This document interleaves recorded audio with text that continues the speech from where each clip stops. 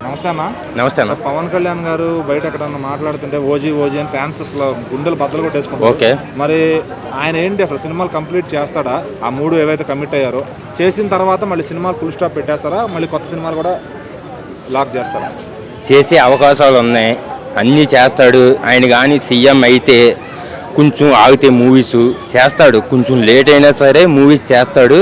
ఇప్పుడు పాలిటిక్స్లో ఉన్నాడు కాబట్టి ఈ పనులు చూసుకుంటున్నాడు.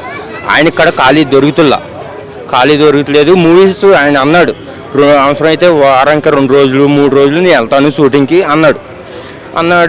కంప్లీట్ చేస్తాడు. ఫ్యాన్స్ ఇక్కడ ఎంజాయ్ ఇప్పిస్తాడు. ఫ్యాన్స్కి మూవీస్ వచ్చినా సరే తక్కువ వస్తాయి. ఈ రాజకీయంలో ఇప్పుడు ఆయన సినిమాలు తీసినా పర్లా, తీపినా పర్లా.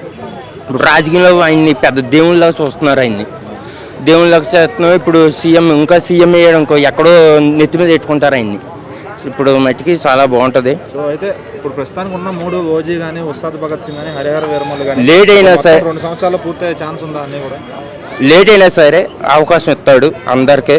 ప్రతి యాక్టర్కి అవకాశం ఇస్తున్నాడు, అందరికి ఇస్తాడు. సినిమాలు మూవీ చేస్తాడు. కాకపోతే లేట్ అవుతాయి. మనం కొంచెం ఓపికగా ఉండాలి. ఆయన దేవుళ్ళలాగా చూస్తున్నారు, ఫ్యాన్స్ కాడ ఎదురు చూస్తున్నారు. రాజకీయంగా ఎలా ఉంది ఆయన పర్ఫార్మెన్స్, ఆయన వ్యక్తిత్వం కానీ మొత్తం కూడా? రాజకీయ పరంగా అయితే నెంబర్గా ఉంది, పర్లేదు. ఈ జగన్ ప్రభుత్వం అయితే బాగాలేదు. ఇప్పుడు పవన్ కళ్యాణ్ వచ్చిన కాంచి అందరూ ఆ రోడ్లైనా ఏమైనా డెవలప్ బాగా చేస్తున్నాడు. చాలా బాగుంది. అయినా సీఎం చూడాలి, మేము చూస్తున్నాం. మరి సీఎం అవ్వాలని కోరుకుంటున్నాం. లెక్క అయితే నేను జూనియర్ ఎన్టీఆర్ ఫ్యాన్స్, కాకపోతే పవన్ కళ్యాణ్ సపోర్ట్ చేస్తాం మేము.